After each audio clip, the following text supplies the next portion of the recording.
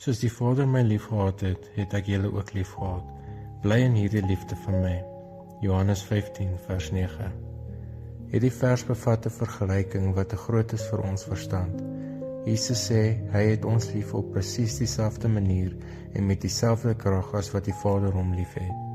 Die liefde tussen die Vader en die Seun is volmaak en sal nooit ophou nie. Die hart van God smag na sy aardse kinders met 'n liefde wat sterker is as die dood. Deur sy Seun te gee, het hy die hele hemel in een geskenk uitgestort. Dit bring ons by die kern van die saak. Ons hoef nie hard te probeer om die aandag van 'n veraf God te trek nie. Ons is klaar omvou deur 'n liefde wat geen einde het nie. Om in sy liefde te bly beteken om elke oomblik op sy genade te vertrou en Jesus toe te laat om ons lewens te beheer.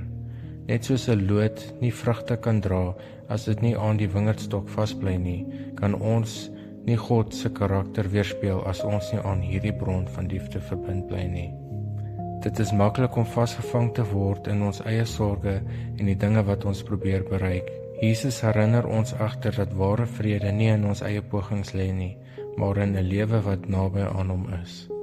Ons dink so maklik dat ons alles onder beheer het en aan niks gebrek het nie, terwyl ons eintlik geestelik arm is. Die oplossing is nie om harder te probeer nie, maar om bloot die deur oop te maak en hierdie liefde in te laat.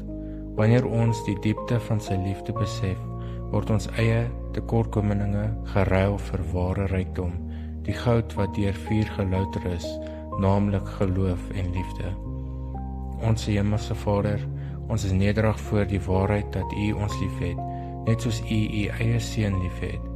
Help ons asseblief om hierdie week werklik in Christus te bly. Maak ons so oop vir ons werklike geestelike toestand en beklee ons met die geregtigheid van Jesus. Mag sy liefde die fundament wees van alles wat ons doen. Ons vra dit in Jesus naam. Amen.